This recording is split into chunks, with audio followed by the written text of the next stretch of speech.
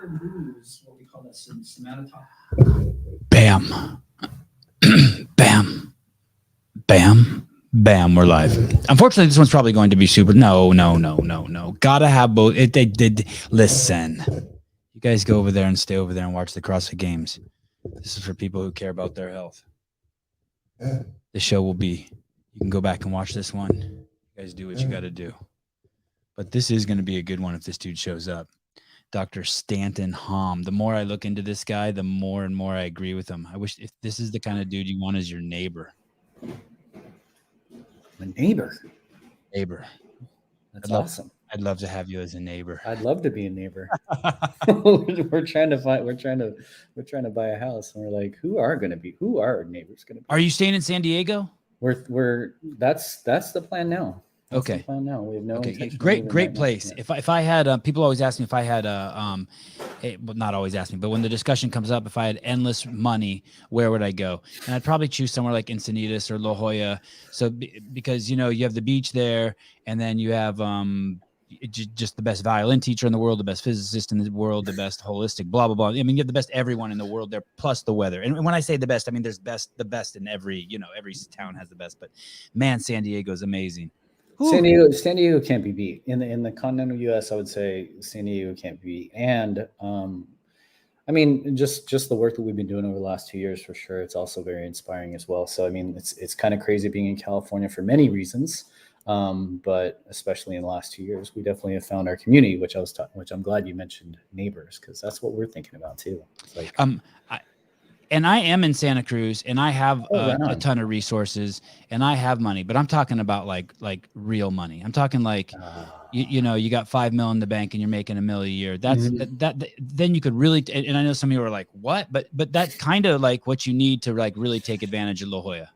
It is insane. One of my patients told me he's a realtor. He said 3-bedroom, 1,500 square feet, $3 million is what he is in La Jolla Shores. Right. It's crazy. In Santa Cruz, it's $4,500 to rent a 2-bedroom house if you want a small backyard with a place to park your car. $4,500 a month to rent. I feel sorry for some of my friends. My brother's neighborhood. That's what it is right now. He's in Encinitas. He's a mile off of the 5. Their homes there are between 800 and 1,200 square feet, and it's around $4,000. Yeah. It's crazy. Amazing. I apologize. It's all good, man. Honey, if you're watching, that was the skateboard instructor. Call him. Maybe he wants to come over. Okay, fine. This is how we do it. It's my show. I could do what I want. Derek, hi. We're live on the podcast. How can I help you? Nice. I get to be on your podcast. Yes. Hey, can you call my wife? She's getting ready to take the boys to the beach possibly, but I'm right in the middle with the great Dr. Stanton Hom. Oh, shit. Tell him I said hi. I will. What? Skateboarding, man. Okay, thanks. Love you, buddy. Bye. I had the author of he's written 35 books. His name is Ben Mesrick, and he's the author of that the movie about Mark Zuckerberg. Social Network, yes. And he's a big shot. And my phone rang, and I knew that the UPS guy was delivering some. I'm like, hold on a second, and we're live too, right? And he was great. He took it like a champ. Right. But it's always kind of a test when you do that for your guest. It's like, oh, shit, this is getting weird. I love that. I know you're a father. I know you. I am. No, that's the thing is like my kid's asleep there. I got kicked out of my home office because we have a new one that's upstairs. We got to shift all the rooms. And now I'm right here. I'm about to get a logo back here for our podcast. And, you just got to shift and move. That's how it works. Yes. Dan, he also wrote Accidental Billionaires. Yep. Great book. I have this whole list of things to talk to you about. You're an amazing man. But while I was in the shower just now. Got to be on your mind in the shower, That's how it works sometimes. This is an idea that's been percolating for a while. I think what's happening to human beings is that we're splitting. And there's those of us who are so healthy. Sorry. I don't know if we're only so healthy compared to the other one. There's those of us who are so normal that we know every time we get sick, we know that walking barefoot, we know that not vaccinating our kids, we know that eating carrots just by washing them and using maybe just like a brush instead of a peeler, we know that those sicknesses and those things make us stronger. We get to a point where we start to become aware that the things in society that are supposed to make us better, and this is why I thought of it in the shower, like the Dove bar is actually choking off my sperm. I mean, I don't know that, but like that's the Joe Rogan talk. And so we start to push away from that. We're not using Tide anymore. We're showering less. We're not washing our hair. And we're starting to have more and more faith in our NK cells, our T cells. And we're really, our whole mindset is shifting. It has to, and it has to quick. And this other side is going the opposite way. Yeah, man. And they can't even imagine what it's like to be normal. They're like someone who drives a bicycle and we're all in Ferraris. And they can't even, they think it's crazy that we would have roads where you can go 55 miles an hour. Right. Is this, I don't mean to be just a Debbie Downer, but is this just a lost cause? Do we just have to wait till they all die? Like what's going to happen? I'm 50 and I've never been on medications. I have 2 5-year-olds and a 7-year-old. And I listen to you. I'm like, whoa, it's like you taught me how to raise my kids. I wouldn't let my kids be born in a hospital it's the most dangerous place to have a kid. Why would I want my kids born on sheets that are bleached? And that's the first thing they smell. My kids we never bathed our kids after they were born. They don't wear shoes. They don't until they hurt their foot skateboarding. And then they're like, hey, can I get a pair of shoes? I'm like, no problem. We'll get you a pair. And what's crazy is it ain't any, like you said the word normal. Yeah, I'm not a weirdo. I swear to God, I'm not. Like I want medicine to be, I want the vaccines to work. It's just not the better way to go. Right. I want a doctor only after Dr. Stanton Hom and I get in a fight in the parking lot and he punches me out and I go unconscious. Then I need a doctor. I don't need one when I'm healthy. Right. But that's the thing, right? And that's the thing of say, leave like the style of practice that we have. We have a prenatal and pediatric chiropractic practice, and we are one of 62 that have received like the highest distinction of clinical and kind of like clinical care for families. I have to slow you down right there. Tell us what prenatal and pediatric care is, please. Sorry. Prenatal chiropractic care. Well, I'll make it obvious because I didn't do a ton of research on you, but you're a CrossFit guy, right? Yep. So CrossFit's all about function, right? And functional movement, primal movement patterns. And so when I do an exam for a mom and we do a full assessment, like we'll just say, here's your pelvis, right? Your pelvis is supposed to be here. It's supposed to be fully mobile, and it's supposed to have no kind of weird unleveling or distortion. And yours is there, and it doesn't move normally. And so imagine this being real estate for baby, where inside, whether it's pelvic floor or it's uterine, uterine symmetry, or it's even just round ligament, soft tissue, all the different connective tissue that goes into that area. Imagine what posture your baby would be able to get into if your pelvis is here when it's supposed to be there, right? And that's largely simplistic for what we actually do. But yesterday we had a mom who had a successful, like across the board, a successful, amazing birth center birth. And she came and she was like, I want to know about home birth. And I said, yeah, let's talk about that, because she wants to get even further down the line of normal, right? Because having somebody attend your birth in a place that's not your home, from a microbiome perspective, from an epigenetic environmental perspective, isn't as normal as being at home, right? And so she's going from a conventional standpoint, an optimal, unheard of birthing experience, to up level into that next level. And I said, you got some work to do, because of what we measured and because what we actually look for. And so we look for clinical signs, we look for functional signs that are what conventional medicine would say subclinical. You have no symptoms, you have no issues, you have nothing going on. You already had a great birth, but you want to take it to that next level. Here are the things that you're going to need to know and do so that you can take it to that next level. And this is without Q, my staff, my team, who aren't chiropractors, but are now in our field, we will have a baby referred to us, and we will have a baby that is born through our practice and the care that we provide. And they say, and I don't prompt them, I say, what's the difference? And they're like, it's night and day. It's night and day, where colic, reflux, breastfeeding issues, not sleeping, totally unconsolable, crying sometimes. And then our babies, like, we just don't have those experiences for our parents and moms postpartum and the babies. And that's what prenatal chiropractic care is. Like, how do you get the system, the nervous system of mom, to adapt optimally so that when they go into the most transformative, rigorous, traumatic experience of their lives, that their nervous system is prepared to navigate them through that structure, obviously neurostructural system as well. And I mean, essentially, those who practice like me, we can hang our hats on the wall and say, it's all about outcomes. Our birthing experiences, even if people choose the conventional medical model, even if they choose it, they're going to choose it consciously, and they're going to choose it with full awareness, which is very different than being forced to do it. And our outcomes are dramatically different. And that's prenatal chiropractic care. How do you help mom have the most optimal prenatal, birth, and postpartum experience?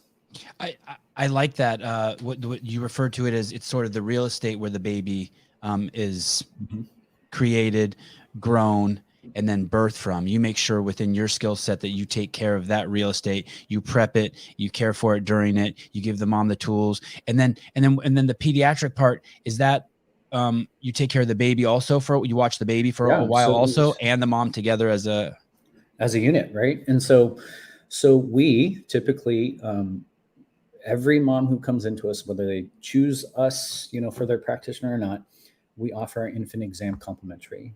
One, because it is not my research, it is not chiropractic research, it is documented for almost multiple centuries now, that birth is traumatic. In its most peaceful settings, it's documented it's traumatic. For mom or baby? For both. But no one checks, right? No one checks for baby. Where traction forces on a baby's neck, just at some point, like, look it up. YouTube, C-section delivery, YouTube, traction forces on a baby's neck. And it's upwards of 60 to 90 pounds of pressure on a baby's neck, sometimes in rotation, sometimes lateral flexing. And that baby's neck, if you or I did that as dad after baby came, they would call CPS. Like, the level of force that's allowed medically on a baby's neck is astronomical. A baby came in yesterday with delays, significant motor delays.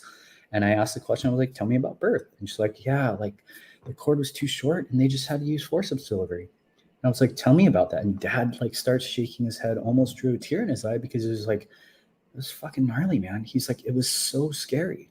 I was like, yeah, and that's medically necessary. You take those tools and put that around your 5 and 7-year-olds now, and you're going to the cops, like, you're going to get arrested. But that's something that is, and that's not me saying that's not medically necessary. That's not me saying that doctor is a terrible doctor. That's me saying that's just their journey, right? And most people I want to say, no, fuck that. It's not necessary, but you've already educated me. When it gets to that point, it might be necessary. They needed to see you or someone else the second they started having unprotected sex. that is right. The second you start that journey of mating with someone, you should probably start looking into this stuff. We just did a whole kind of rebrand, kind of mission, vision, purpose, values, and we talked through two general ideal clients that come to our practice. One is that preconception couple. They're like maybe 6 months to a year out from having a baby. Maybe they're crossovers. Maybe they're into this kind of movement of health, but they're just like, I don't know about birth. I don't really know about this whole. I read the books, listened to the podcast, but I don't really have a team. Do I listen to my insurance? I got a lot of fear. Yeah, listen to them. Right? You have no idea. Call your State Farm guy. But that's what people do. I understand. I was there. I'm telling you, I was there. Yeah, right. And so we just had a couple come in who they met me at a county supervisors meeting. We're speaking out about all the lockdowns and stuff. And they're like, they came in because they wanted to get healthy. And then, like a lot of couples do, they like pause, hesitate, kind of smile, and they're like, we got to tell you something. I'm like, when do you do? Right? I already know what they're going to tell me. And then they listed off all the things they are afraid about. And I said, I think you're listing out all the things that are from the conventional obstetrical model. Do you want those? And they're like they paused and they're like, wait, we don't have to have those. So I was like, let's go. Like we have a lot to learn, and I'm happy to be a resource, and I'm happy to invite other people to be a part of your team.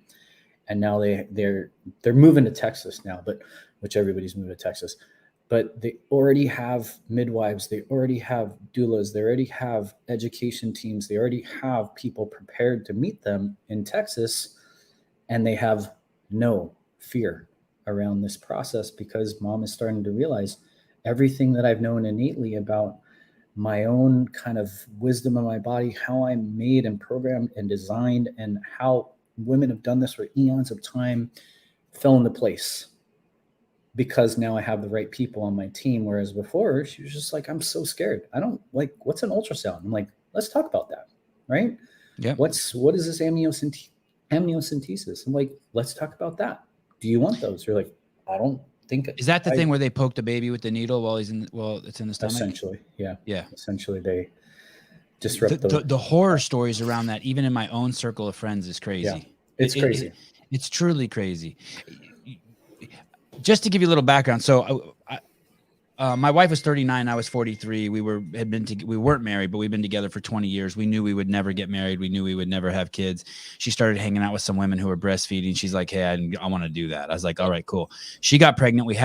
She got pregnant and we started going to a birthing class, and we went to this birthing class, and we were committed to the hospital, right? Cause that's the safest way. Of course. And we were doing this birthing class, and it was 3 hours. It was, hypnobirthing or something like that. Yeah. It was 3 hours a day for 1 day a week for 9 weeks. And about in the 6th week, the lady who runs the class comes over and goes, hey, you guys don't want a hospital birth. I'm like, yeah, we do. She's like, no, I'm listening to you. You don't. I'm like, no, I do. We want the safest birth. We're not some fucking, I know we live in Berkeley, but we're not some fucking dirt twirlers. I want to be in a fucking bed with the best surgeons in the world around us. She said, okay. Then by the end of the class, after a few appointments with the OGBYN, I realized, oh, this lady doesn't give a shit about us, this OGBYN. The birthing coach teacher. And she said something in that class that blew me away. She said that a woman could give birth, a dead woman could basically give birth. A woman who's completely unconscious could give birth because of the chemical. Used to do that. Yeah, because of the chemical reactions in the body. A woman's body will just push out a baby with if the woman's just completely gets out of the way. And as she started saying that, and the OGBYN started telling me what we had to do before the birth, I was like, wait a second. And my wife ended up just having this baby with some doulas and midwives just on the floor in our living room. And at that point, I realized, and I don't say this with any jokiness or any exaggeration, the true brave people are not the people who have home births, but those of you who have a birth in a hospital. Because my wife got to have the baby and then go to her bed and cuddle with the baby for a fucking month. You took that baby and put it in a car seat. The thought of my baby being put in a car seat or a stroller anywhere near its birth is speak my language, man. It seems vile. Right. Yeah. It seems absolutely vile. That's a piece of plastic that's off gassing and all this shit. I mean, no one ever preached that shit to me. I didn't have, but I just saw it with my own eyes. I was like, oh my goodness, this thing can't go in a car and hear the rumbling of an engine and you can't put clothes on this thing. This thing's skin is like talking to the world right now. Oh my goodness. Right? I mean, it's nuts. I mean, so when I hear you say it's traumatic, I'm like, yeah, it's not just the torquing on the neck and stuff. Yeah. You're born onto some sheets that have been soaked in bleach just 24 hours before. I mean, it's nuts. I mean, the level of EMF intrusion, the level of technology, the fluorescent lights, the fact there's an OBGYN in France named Michel Odant. I think he's pushing his 90s now. And he talks about how, two things. He talks about how we are epigenetically programming out of our species. What's that mean, epigenetically? Sorry. Epigenetically means that our environment, the way that our environment codes our life experience, codes our genes to express health or disease, right? Okay. And so because in some countries, some hospitals, 90% C-section rate, all planned, because everybody wants to just make it easy. They want to schedule Most it. of my Doctors friends want to did go that. home, Yep. right? Yep. And so we are environmentally, because of the deficiency of vaginal delivery, of successful vaginal deliveries, we are programming out of our species the ability to actually have babies normally. That's one thing he's talking about. The other thing he talks about is that, so it's home birth is one thing. Have you heard of unassisted or free birth? Just where the woman does it on her own. Does it on her own, Yeah. mom and dad? Yeah. Yep. So the Free Birth Society, Indie Birth, a lot of these women are teaching women how to have babies essentially unattended. And Dr. Odant, Michelle Odant, actually says that from a microbiome perspective, if you hand the baby to someone that is not mom or dad or in the home and household, their microbiome immediately gets programmed differently, and it changes their health trajectory dramatically just by someone different being there. And so it's an interesting, I appreciate starting this way, because this to me is at the root of virtually everything that we've seen over the last 2 years. But it comes down to, like I was talking about, the babies that come through my practice and the babies that come to my practice are so vastly functionally different that, one, we don't know what normal is anymore. And so most pediatricians have no concept what an optimally functioning newborn looks like anymore. And on the opposite end is, when you fast forward that 1 year, 5 years, 10 years, 20, 30 years, and that family's procreating again, right?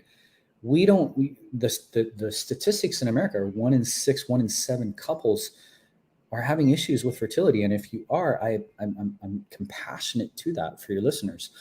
But it's not just women, FYI, it's actually 50-50, because people are so unhealthy that from another kind of evolutionary biological perspective, we just aren't healthy enough hosts, right?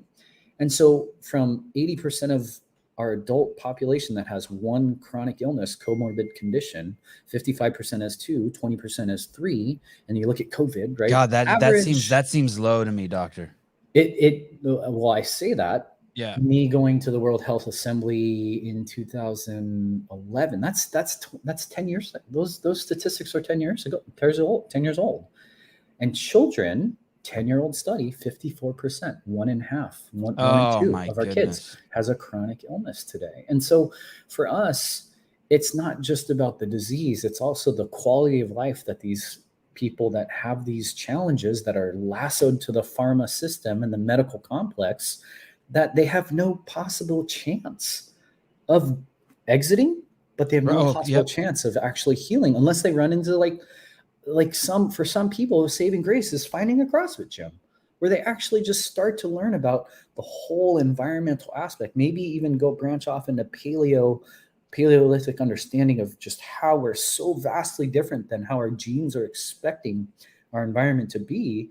And they have this possibility to exit the system, because before, I would say chiropractic offices were primarily one of the few places where they would be like, wow, I don't need to have this. Like, I could actually come off my drugs. I could actually have a different opportunity of understanding what health is. And now we see this complete boom, right? We see this boom of this natural health industry that I'm grateful for. Like, people are competitive and things like that. I don't care how you find your way out. Find your way out of the system, because that not only saves you, but when you have a kid and you don't raise them in the system, man, you see, like that's one of the reasons why I accepted your invitation, is I saw your Instagram page with your sons. Yeah. Like, I was so inspired by that, because They're everything to me. They're everything to me. We need more dads. We need more dads in this movement to recognize that it ain't just about protecting and providing. It's what are we protecting and providing? Most people don't know that I'm vocal, not because I care about freedom. I do. My friends have died for freedom. I care about speaking out and being vocal because I know what normal is. More than most practitioners in the world, I would say, I have seen more miraculous changes in my practice than most will actually have seen without added stuff into their system. Does that make sense? Because Yeah, all they do yeah. is adjust My that. whole thing is anyone who tells you you need to add something, 99.9999%, they're wrong. Whether that's your mental health, physical health, social health, emotional health. If you have social problems, stop asking people for shit. Stop Wow. thinking about yourself and give the shit. If you have health problems, stop. There's something you need to stop eating. And if you have physical problems, maybe that's the only place where you probably need to do something. You probably need to get up. But the Greg Glassman, the founder of CrossFit, said, and I think this is a huge problem with society, they can't do risk assessment. If you're going to increase your cardiovascular health, you're going to have to put at risk your orthopedic health. You're going to have to put risk to orthopedic calamity. And you just pointed something out to me. People are always like, chiropractors are exploding because CrossFitters are injuring themselves. Well, I'll tell you this. Would you rather be a CrossFitter that goes to a chiropractor, or would you rather be a couch potato and a donut eating, Coca-Cola drinking visitor in the rotation to hospitals? Hospitals are like prisons. Once you get in there, you're in the system. Man. I'll take going to Dr. Stanton Hom over going to the guy at Kaiser any day. So it's really it's really amazing. I want to point out some things that you said that made me realize I need to make sure I point out. Dr. Hom went to West Point. What made me think of that is just the fact that you said you had your friends die for their freedom. And he's also done something that we haven't even touched upon, and it's why he popped up on my radar. He's put his whole life on the line by speaking up in this time of cancel culture. And it is extremely, extremely scary. I had no choice. I was just canceled. So like if I was going to speak, it was going to be from there. He was not canceled. And he decided to speak up. Well, I'm sure a ton of his colleagues just kept their heads down low and kept doing their job. And you talked about it with the BirthFit lady, Lindsay Matthews. Cantu, yeah. How did you guys reference it? It's scary to speak against the narrative and say the truth. So can you tell me about that for you? What was the first thing that you're like, all right, I guess I'm going to have to speak up?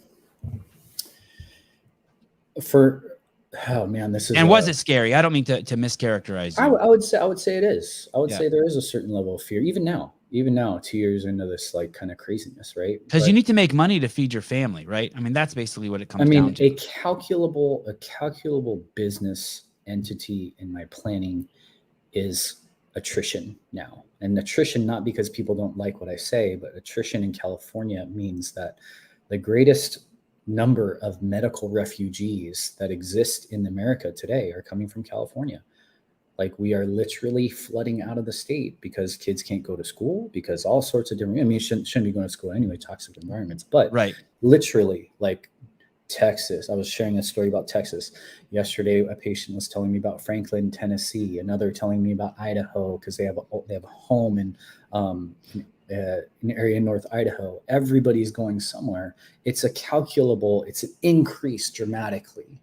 And so I've been speaking out in my office, knee to knee with moms and dads, some dads, very small percentage of dads, for 11 years. Right. And so. Yeah. And that's with me too. My wife, yeah. I thought my wife was batshit crazy. She read Dissolving Illusions. Yeah. She's like, we're not getting our kids vaccinated. I'm like, are you fucking nuts? We're not one of those people. But Dissolving Illusions by Suzanne Humphries is one of the best books, and Suzanne Humphries is a Mainer. My wife is a Mainer, and so tribute to Maine, because Maine is shifting its energy in a really powerful way too. But that book, in my opinion, is the #1 book that I recommend. Okay, we're going to come back to that. Sorry, I didn't mean to derail you. You were talking about risk. I just wanted to say, and then you said women are the ones who come to my office, and it's true. My wife led the way on that shit. Thank God for her. And so I've been speaking out one-on-one, and I've done vaccine workshops virtually monthly since I've been in practice. I myself I was part of the whole ramp up for Iraq. So I got the smallpox vaccine. So I'm kind of stoked that this whole thing about monkeypox is coming out. I don't know if you're hearing that. I'm like, I just saw it today. I just saw what is it? It's the next thing. They're dropping seeds about the next thing. The US just bought millions of doses of smallpox vaccine because they're just talking about the next potential pandemic at this point, right? And so I had 4 chronic illnesses by the time I was 26 and I was getting out of the military, and I didn't really even know it. What were they? Can you tell me? Chronic gut issues, like severe IBS, severe, probably borderline autoimmune, constipation, diarrhea, PTSD, Okay. chronic pain that I just essentially vitamin, Motrin, and working out push through. And then severe like skin inflammatory issues. Like I used to get boils on my skin that, I mean, you could ask my brother, because he was a chiropractor, a young chiropractor at the time. I'd take pictures of things. He'd be like, dude, what is that? That's crazy. And so I had 4 of these things going on. Military medicine, sign all my papers saying you have a clean bill of health, go out into the world. You're healthy as a clam. And when I got out, I moved here to San Diego. And my brother was in his 3rd year of practice. He had already sent me Joe Mercola's Total Health book. He had already given me a book on chiropractic acupuncture, started, really understanding nutrition. But he said, come to my office.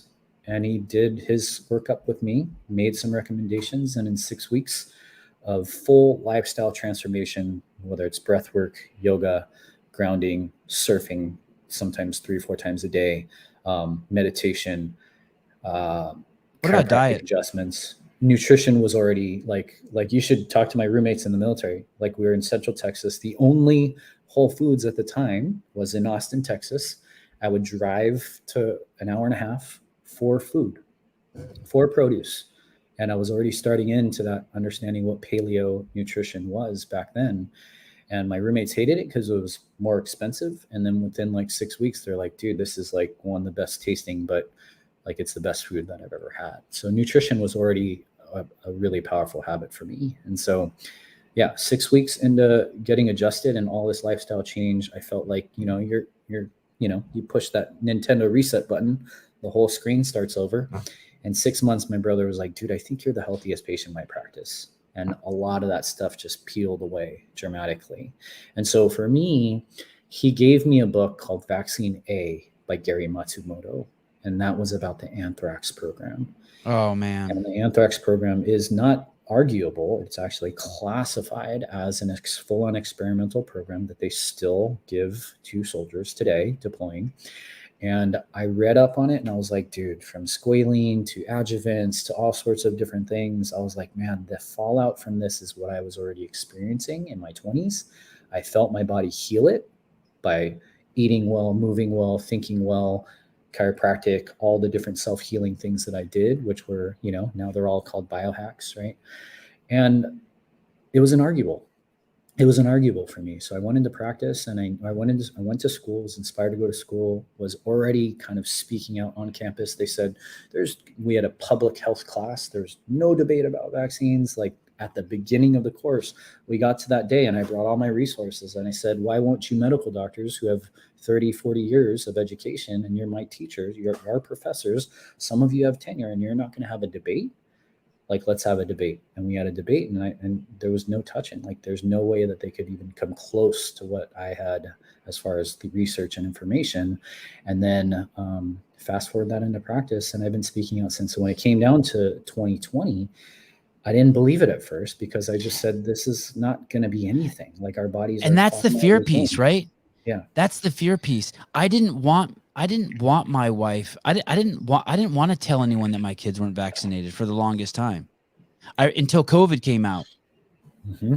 Then all of a sudden I was like proud. I was like, there's no way my kids are getting that. And then people would ask me, well, do they have the other vaccines? I'd be like, oh no. At first I was like, I was all shy and shit about it. Yeah. But then I did a tiny bit of, sorry, go ahead. Do your kids, have you ever told your kids like, hey, don't tell people that you're unvaccinated? No. Yeah. I don't put any weight on them. They've never worn a mask. I don't put any pressure on them, that kind of pressure. The reason why I ask, because you're in California, is right. that some kids, I mean, we're talking about people being like some kids being bullied, for the COVID one, but kids have been bullied in California for years. Yes, I'm sure. That's the reason I asked about that. Just because my kids are totally out of that. I have 2 5-year-olds and a 7-year-old. They basically, they're in the jiu-jitsu community almost full time. They're in the tennis community, which is a little more batshit crazy. Like my kids were the only ones who didn't wear masks. Djokovic, man. Yeah, Djokovic. Yeah, he's a good dude. I know. I was proud. And then they do the skateboarding scene. So the skateboarding scene and the jiu-jitsu scene are kind of like, yeah, you know, like everyone's just laughing at it.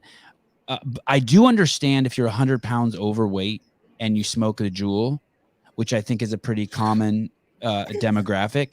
I do understand your fear of COVID. Right. I do. You are going to die prematurely already, and now the wind is blowing, and you're on the tightrope, and you're like, oh shit. But like yeah. So so you went out. Did you lose any clients when you started speaking out like this? We lost, I want to say, about a third.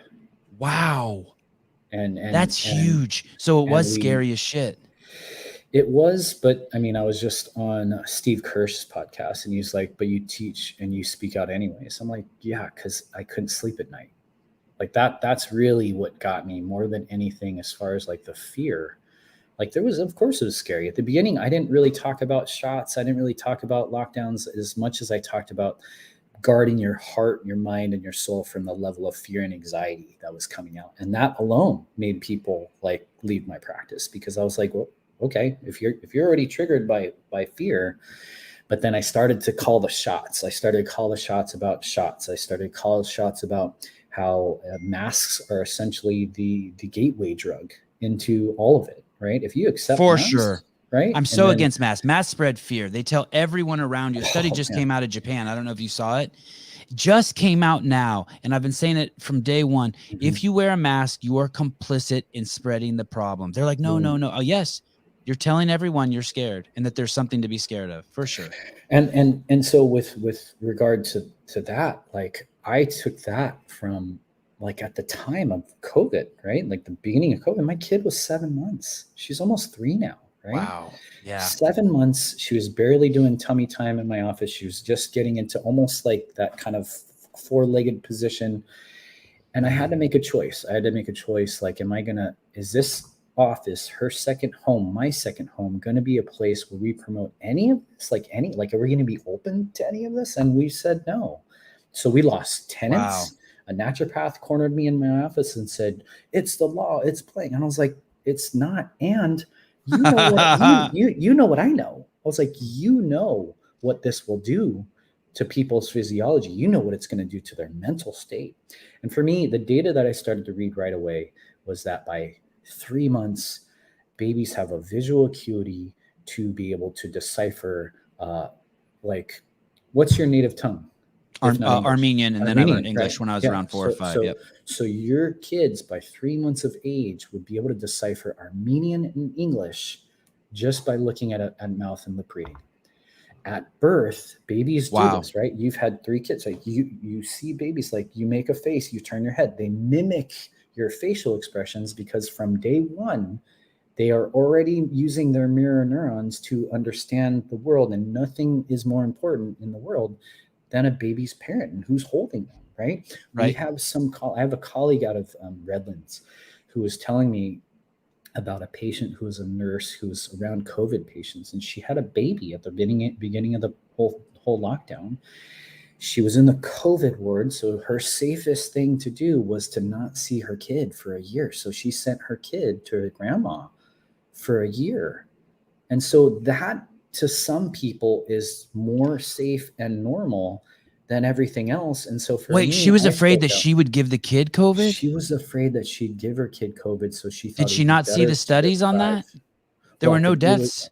Yeah, but it didn't matter. It didn't matter to her because it was safer, right? It was her being more responsible, a more responsible parent, not letting her kids see mom than giving the baby COVID. Right? That's like wearing a seatbelt when you go to bed at night in case a car comes in your house. Like, what? How is that even? I mean, that's a mental illness, right? You see. So let's say there were 100 deaths out of 200 million kids in the world in the first year from COVID. At that point, it's a statistical anomaly. Even the CDC was saying that they had to have leukemia or worse. And then CNN would show a 16-year-old boy, the healthy boy that died, but he was clearly 450 pounds. He was so fat his ears were missing. this is someone in a hospital can't just be like, well, shit, I need my kid to get this so they don't have to worry about it when they're 80. She couldn't even put that together. She couldn't do it, man. I mean, it's mind boggling to And then me. that's what's promulgated. That's promoted as acceptable. That's promoted as responsible. That person's not getting censored. That person's not getting deplatformed like I did twice, right? And so Twice. You have 5 Instagram accounts, right? Yeah, because they crushed my third account. And then they, like, as I was ramping up for one of our live events for my fourth account, they crushed that account. So I just let them go. And then for some reason, my third account revived over the last 6 months or so. And I did so because I just push onto that one now because it's so much more active, but that one's starting to go as of now. Right. You have a 3.0, a 4.0, a 5.0. Yeah. Yeah. And they're worried about Elon buying Twitter. What are they? What is going on with our cohort? These are our brothers and sisters. Yeah. I mean, they're just completely bought in. Right. And so for me, I had patients who were, at the time, like now, I would say 3/4 or more of our patients are committed to home birth. But 2 years ago, I would say maybe 25% were, right? How do they pay for it? That's the biggest pushback I get back that I get from people. Oh, it's too expensive. And I'm like, yeah, I mean, it did cost us, I want to say 15 grand, 12 grand maybe for the first baby. And then it was illegal to have the twins at home in the state of California, but we did it anyway. And that you just pretend like you only know there's one in there. And I think that was 15 grand. Dr. Stuart Fishbein is the guy you need to know. He's episode 2 or 3 on my podcast. And he is a obstetrician, 24 years conventional, 10 plus years home birth only. And he specializes in breech and twins. Well, what's the name of your podcast? My podcast name is Future Generations. Okay. And what was his name? Stuart Fishbein. State is he in? California. Focuses on LA, Orange County. Wow. He is on a jail. He's going to jail. Well, that's one of the things I asked him during his interview. I said, "Who's training behind you?" He's like, "I currently have no apprentices, although I've since then met 2, and so I'm still there's a possibility there, right?" Okay, and he might be staying quiet. Like my wife's gonna kill me when she hears. He's vocal. He's vocal. He's been vocal about vaccines. He's been vocal about the lockdown. He's been vocal about a lot of things, and so, so for me, the reason why I bring up birth is. In San Diego, in California, like at some point, husbands weren't allowed, doulas weren't allowed. You had to wear a mask in front of your baby. You had to be tested negative before you be reunited with your baby. You couldn't opt out of certain things. Yeah. And so for me, it became essential for me to speak out because I saw my community, the birthing community, midwives, home birth, pushing the shot, midwives, home birth, saying at your birth at home, your toddlers aren't allowed to be there. Like they're making restrictions in my patients' homes. And so I started to speak out because I was the only one that actually, knew what I knew, but then also that, in my opinion, either people were lost and bought in or they were completely silent. The other reason why I speak out is I'm a chiropractor. I'm a vitalistic, philosophically based chiropractor. I believe that the body is self-healing in so radical ways that most people would be very, very concerned about my safety. But chiropractors, most people don't know this. In the 50s, the AMA had this contain and eliminate strategy on chiropractic. They created a commission on quackery where they wanted to extinguish all of natural health, and we were the most vocal at the time. They lost in the Supreme Court, Wilk versus the AMA trial. They lost. The AMA lost to chiropractic, and they were found guilty. They were found guilty of an illegal boycott. And most people don't know that. What year was that? In the 80s. Crazy. So there was a contain and eliminate strategy. There was a back in the day, like in the 20s, they used to give new graduates, new medical school graduates, they called them quack packs. Quack wasn't really a word until until they promoted it through chiropractic. Hundreds of chiropractors were jailed thousands of times for practicing medicine without a license. And back in early 1900s, chiropractors were actually being shipped to specific areas of the world to cause lawsuits, so that in that particular region of the world, they would define chiropractic as a separate and distinct, philosophically different health approach. And so for me, my root is because I have generations of chiropractors who have been jailed because we can practice the way they do. Most people think chiropractic is about back pain. Most people think chiropractic is about sports medicine and yes, CrossFit, right? But totally. chiropractic That's all I thought it was until you're just telling me right now. Chiropractic is about the fact that I could put my practice's studies against any conventional OB today, and say how many had a successful vaginal delivery, how many had 0 interventions, how many had successful home, like all the different statistics, and it would be black and white, our outcomes versus a conventional obstetrical model outcome, because their model would be reflective of what their hospital policy is, whatever they allow, right? Whatever interventions they allow. So the other aspect is, for me, my practice model is the nonverbal child that has been injured by a shot saying I love you to its twin for the first time, right?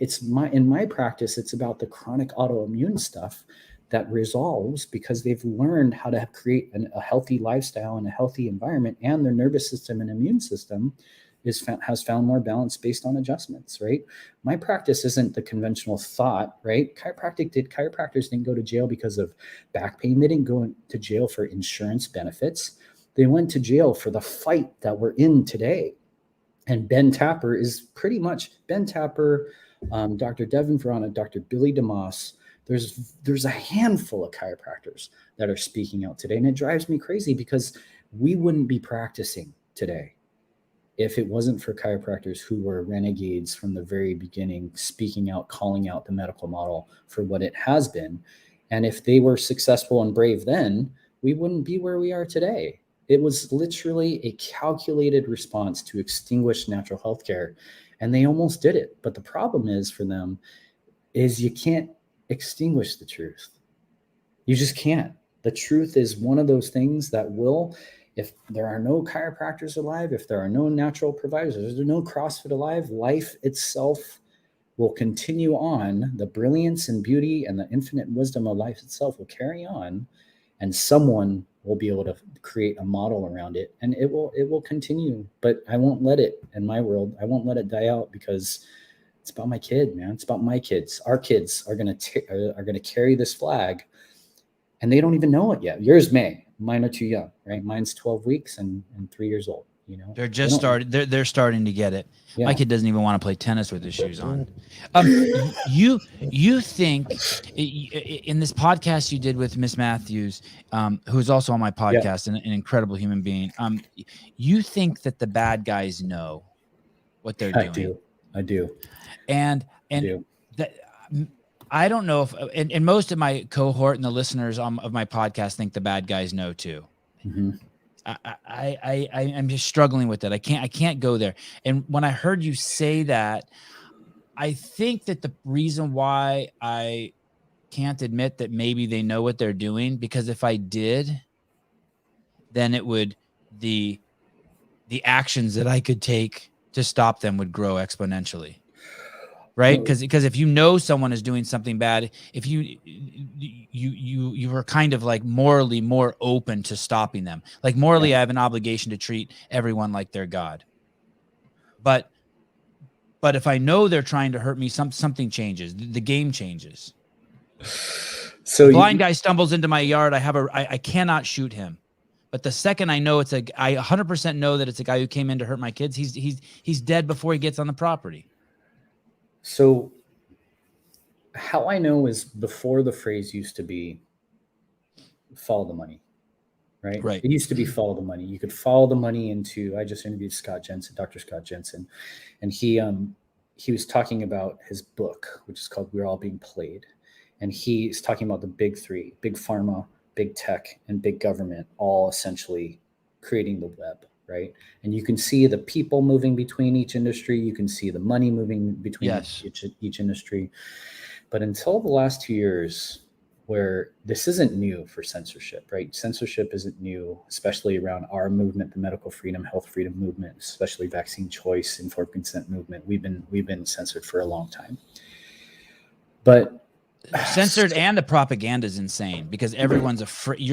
You're afraid to say. Right. I was afraid to even look into vaccines because only idiots did that. And so for me, here's one piece of evidence on how I know, right? How I know they know is once the shot came out and they started to hear about it affecting women, right? And just and I'm not. You mean from this most recent thing, from this SARS-CoV-2 thing? Yes. That shot. And it started to affect women, and it started to affect cycles, and it started to affect in people who weren't actually given the shot. Like it started to affect people. I don't know if you've heard that. Have you heard that? Yeah. I remember I posted all about it. People were so angry at me saying I was you're looking spreading at the numbers, misinformation. you're looking at the rise in miscarriages, you're looking at all these different things in people who have actually received the shot, but you're hearing about these types of things in people who've not received the shot, right? It's an eerie occurrence which happened to my family. My wife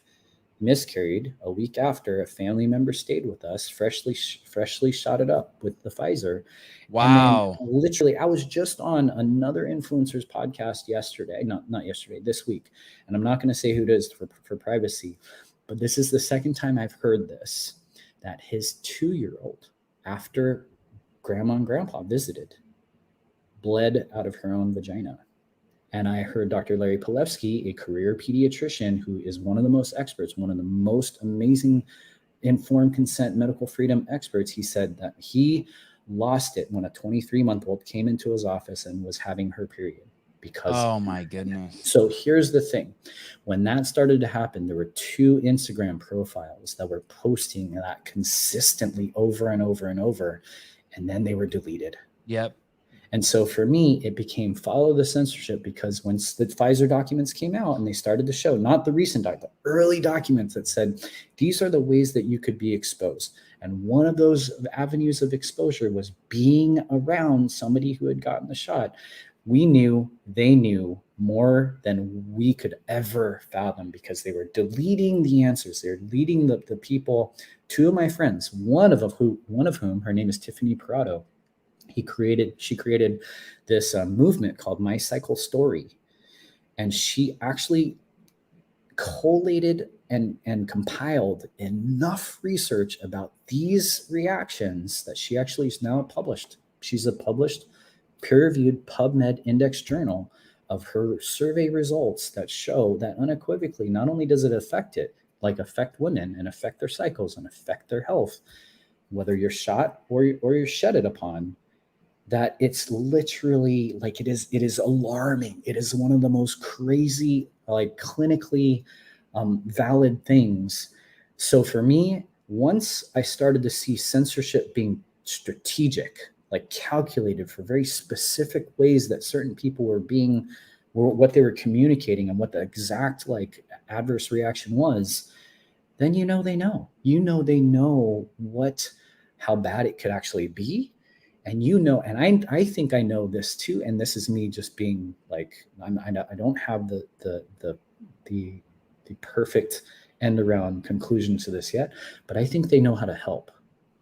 And that's why they censored ivermectin. I think that's why they censored HCQ. I think that's why they censored NAC. I think that's why they censored Vladimir Zelensky. All these different protocols that came out. And I think that's why they like, for me, like watching these kids with myocarditis, and watching these kids literally, like watching it happen to the kids and the athletes are some of the most obvious things, where stellar athletes are just bowling over, like in the middle of some sort of sports activity. The top athletes are literally collapsing alongside. And in my opinion, I think they know the solution too. Where was that ivermectin lab, that factory that burned down? Was that in Thailand or Bangladesh? Do you remember that story? Yes, I do. I can't. That shit was so weird. That's what I mean. That's what I mean. Though, okay, right? so when it's funny, I just typed it in. I put ivermectin fire Thailand. It says false claim, 2 factories producing magnesium. Yeah, So follow the fact check, right? Follow the money was the old narrative, and then it was follow censorship, and then it's follow the platforming and follow the fact checking. And then here's the thing, right? So this is in Google, and it says so. I'll pull this up here real quick just to show how just ridiculous this is. How ridiculous Google is. The first thing you get is it's a false claim. Okay, let's say that that's true. Mhm. Well, we know this is not true. FDA warns against using animal drug. We know ivermectin's not an animal drug. I mean, it is an animal drug, but that's not what it is. Yeah. So what a mess. The thing when my wife when the COVID vaccine came out, I started thinking, okay, maybe my wife was right not getting our kids vaccinated. So I started doing research on meat, and of course the book Dissolving Illusions just sitting there. I could pick it up and read it, but I'm do shit my own way like a knucklehead. I start doing research on measles, and I find out that only 500 kids in the United States had died from measles every year for the 10 years prior to the measles vaccine coming out. And at that point, I realized those are just statistical anomalies. There's no way to even prove that those kids died from measles. And then I started doing a little more research, and I realized that the kids who are getting measles today are vaccinated. And then I started having friends whose kids had the chickenpox. The only people I know who get chickenpox and the measles now are people who are vaccinated. But do you know what's crazier? What? I'm sure you do. Is Tell that me. it is published in the research that a natural measles or chickenpox infection, which is funny that you use those two, are preventative of cancers and heart disease. You know what? I think I did see that. And so then that's another reason why for me, that's another reason why I know that they know, because what are those two top chronic illnesses that people have? Cancer and heart disease. So just to be clear, there is a trail. I'll try to say it as gently as I can. That shows that if you get measles naturally and chickenpox naturally and fight them off, in that process of fighting them off, you build an inoculation to certain cancers. That for many generations of humanity, that childhood illnesses were always rites of passage. And then you read people like Rudolf Steiner, the founder of Waldorf education. Essentially, he talks about how they are essential. They are essential for the physical, mental, spiritual development of the human species, to actually have a cough, to actually have a skin issue, to have major GI issues at some point in your life, to actually express a level of resilience, like you were talking about, right? Like if your kid is in the dirt and she, like they get exposed to certain bugs, that's going to code them for a greater resiliency at some point. That, to me, at this point, I'm looking at it and I say that they even know that by ridding the world of this natural, like, because the polio that gets promoted around the world now, that's actually pushing around the world in epidemic rates, is actually vaccine derived, right? And I didn't know that. That's unequivocal at this stage. Episode 6 on my podcast is my vaccine workshop that I've taught for 11 years. And all the show notes are linked to all the different resources. And one of them talks about vaccine-derived polio is the primary strain of polio. That was actually published recently too. Like it was brought back out. Listen, people, only if you're caught up on my podcast. Totally. Only if you're caught up. Sorry. Only if you're caught up. I don't care if few kids have to die. Don't worry. Only if you're caught up. You have way more reach than I do, brother. You must listen to these. I'm going to listen to them all so I can harvest some guests. So here's the other reason why I know is, were you following the Monsanto trial at all? No. So the Monsanto trial, which those are the seed people, right? They're the seed people, but they're the glyphosate people, right? They're the people who are making GMO products and essentially making products, mainly corn and soy, that essentially were resistant to Roundup, right? Okay. And when Robert F. Kennedy Jr. spoke at a chiropractic conference, I believe in 2018, he basically asked us, and he said, if I get $250,000, I will hire another lawyer and I'm going to win. Like, he already had enough data and enough information to know that he was going to win. We raised $500,000 for him. He hired 2 lawyers, and all the lawsuits are pouring in now. When you read the documents, what was that guy's name again? Sorry, Robert F. Kennedy Jr. Oh, right. Okay, I know who that is. Okay. Yeah. So when you started to read all the documents that Monsanto not only knew what the adverse reactions were from Roundup, right? And from all the different GMOs and all the different aspects of things, but that they hired pediatricians and medical experts to lie for them. Like, it wasn't just nefarious that they put a product out there, that they were trying to deceive and cover up all of the results. And now at this point, if you have certain chronic illnesses and you have had major exposure to Roundup, you can be a part of this lawsuit. And so why do I know that that's related to this? Is the one thing that was a saving grace for that Roundup case is liability, is that you can sue Monsanto, right? Bayer bought Monsanto for $60 billion, and then who did? Bayer pharma company. Oh God, right? German pharma company, right? I do remember hearing that. So, and by the way, they have a very interesting ties to our friends over, our World War II buddies over there. What's the guy with the funny mustache? Yes. Sorry, I don't want to get you censored for that. No, I don't care. But here's the thing. They were held liable. You could sue them, and you can read their documents, and you can see how dark and nefarious they were. These vaccine companies, whether it's the COVID and the EUA products or the PrEP Act or anything like that, where they have no liability, or the childhood shots, the 1986 National Childhood Vaccine Injury Act, those have liability protection to these pharmaceutical companies that not only can you not sue, but there's no discovery. Like, lawyers can't actually even look for the details to actually show. There's no discovery. There's no discovery. And so there's loopholes that they're finding now, that fraud. I know that Children's Health Defense and Robert F. Kennedy Jr. have a case against Merck for the HPV vaccine because of the fraud. That might be a window into discovery, not for the injury, but for the fraud. And they're also they were the makers of ivermectin too, right? I can't remember. Merck? Okay. I can't remember. Right. And so when you recognize that these people are so ridiculously, they're convicted criminals. These corporations are convicted felons, and they have been, pharmaceutical industry, right, for generations of pharma, right?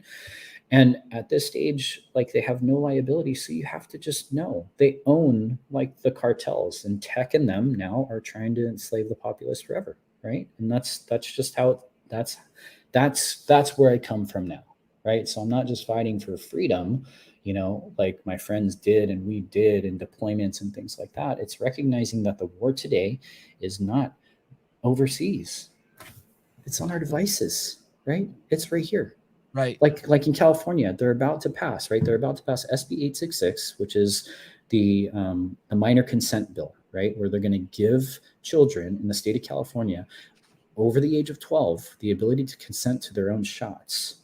And so I tell parents, like, you better be preparing your kids for the marketing, the level of marketing and intrusion that kids will face, whether it's on their devices or whether it's in their schools or wherever it's going to come from. If we're not mentally, physically preparing them for this, then who are we actually preparing our kids to be for the future? Because the war is not for us. I don't think it's for our generation. By the way, I want to say something about Scott Wiener here. I've met him before. You would be so disappointed if your son turned out to be like him. You would be so disappointed. This is not a man. This is a shell of a man. Wow. It's not. I'm really, really disappointed. I was just at Disneyland. I was so disappointed in society. I'm so disappointed in humanity. I'm so disappointed in civilization. And this is not a good man. This man should not be writing laws about children. I hear a baby. She's getting up, man. 'Tis the life, man. Has all of this changed your opinion on other things too, like the Second Amendment? Like I would have never thought about the importance of owning a gun. In the last 2 years, I'm like, yep, time to get some guns. Well, it made me realize that it was not a mistake that it was second, right? Right, like if the first is, freedom of speech, and the first is freedom of assembly and freedom of religion, then it makes good sense that when somebody tries to steal that away from you, that you have the right to you have the right to bear arms, right? It makes good sense, you know. Do you think And things I would didn't have know that progressed before. differently? Do you think things would have progressed differently if this country didn't have arms? Do you think that what we saw happen in Australia would have happened here, or what happened in Canada? I would venture to say that's actually I never really thought about that. I would say yes. Because especially in California, and especially in San Diego, knowing that Gavin Newsom is a member of the World Economic Forum, and knowing that Another bad guy. Nathan Man. Fletcher, the board chair of the county supervisors of San Diego, is a member of the World Economic Forum. There's no doubt in my mind that that guy's part of the World Economic Yes. Forum. Yeah. Nathan Fletcher. Wow. Yeah. Are you freaking out about the WHO stuff? It Not seems yet. like science fiction. I can't even get my head yet. wrapped around it. Not yet, but I'm not surprised because they're trying to supersede all other governments, right? They're trying to place themselves as the authority, the governing authority over everybody. But that's the thing, man. I think it's like what the AMA people tried to do to chiropractors, what the Coca-Cola and the NSCA tried to do over CrossFit. It's like they're trying to get some. It's like licensure, but for the world, all the world's governments. Right. So I think for me, yes, because I know that that's the trend, right? It's all going to this globalist type movement. And it's definitely something that we all have to pay attention to. It's the reason why it's really important to be like we started this conversation about neighbors, like who your small community is and who your tribe is, who the people that you can depend on are, not because of, just who you can trust and share sugar with, but who's going to actually come to bat for your kids and your family. That if you don't have, then you leave yourself that vulnerable. But that's something that has to happen virtually in every neighborhood at this point, is that you have to find the people that believe what you believe. And this is why, for me, I speak out at county supervisors. People are like, oh, they're all bought and sold. I'm like, yeah, I get it. But I meet more people when I'm there. I meet more people in my neighborhood, in my community. And it actually tells me, like you're saying, where am I going to move? Like, it's actually giving me an idea of what communities that I actually want to be a part of at this stage, because La Jolla isn't the place that we should be, right? Because that's where they'll come first, right? And Encinitas is potentially one of those places that they'll come first because they know they don't have guns, right? They know they don't have any pushback. And so... Yeah, that seems to, and it just like none of this shit in Shasta County, where they do have a lot of guns and people carry the guns on their side, literally, that this shit didn't fly. They went into their city council and they just fired everyone. And I don't know if you saw that video. They just said, "Get the fuck out," and they just booed it all. She's pretty fired up. Do you need to go? I don't want you to. I probably should at some point. Okay. I don't want to cut you off too early. I want to leave you with give you an opportunity. If I let you go, are you going to come back like sometime? Oh, did you have fun? Of course I had fun, man. So here's how I know, to kind of, because sometimes people hear me speak and they're like, man, that was dark, and here's how I know we win, right? Okay. Oh, yes. Tell me. Because on my podcast, I've interviewed a firefighter. I've interviewed nurses. I've interviewed people that I shouldn't know. I shouldn't know you. Right. You're a completely different field.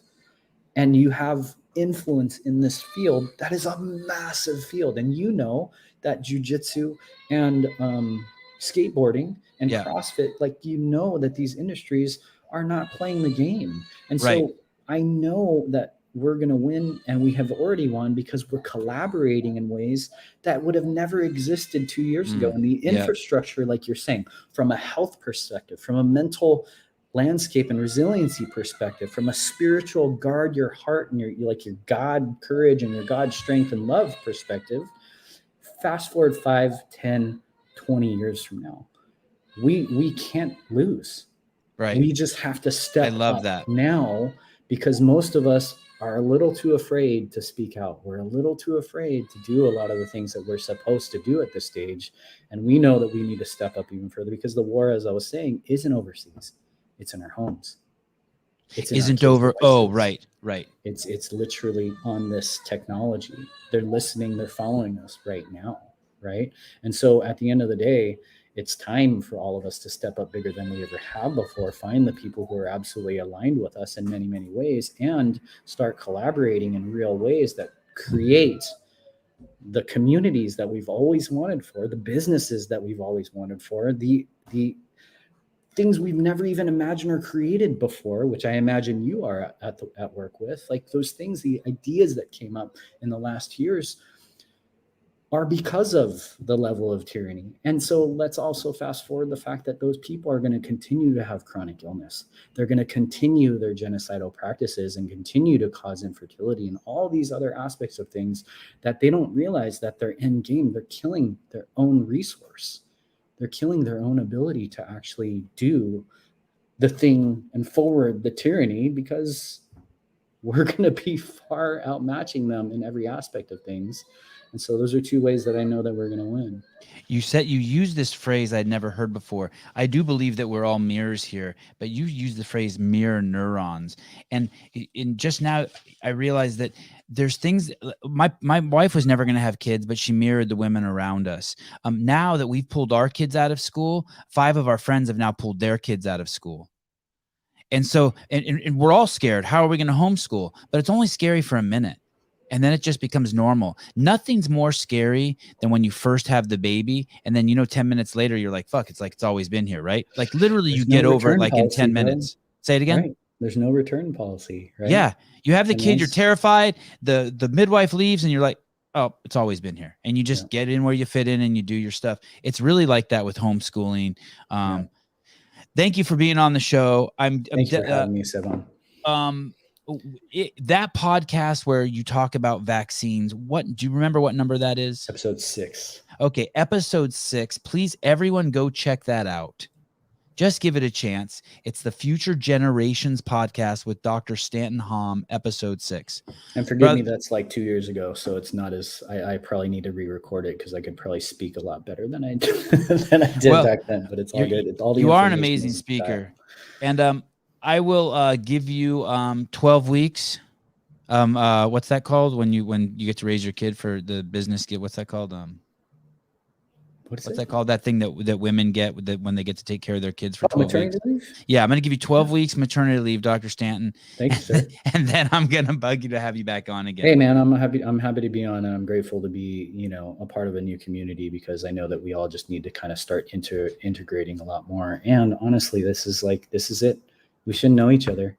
Yep. They didn't realize that their own tech is going to be used against them. They didn't realize that their own models of things, we were going to not just create our own entities, but we were going to create them in far more powerful ways than they could ever even imagine. And so I appreciate you doing this, and I appreciate all the work that you're doing too, man.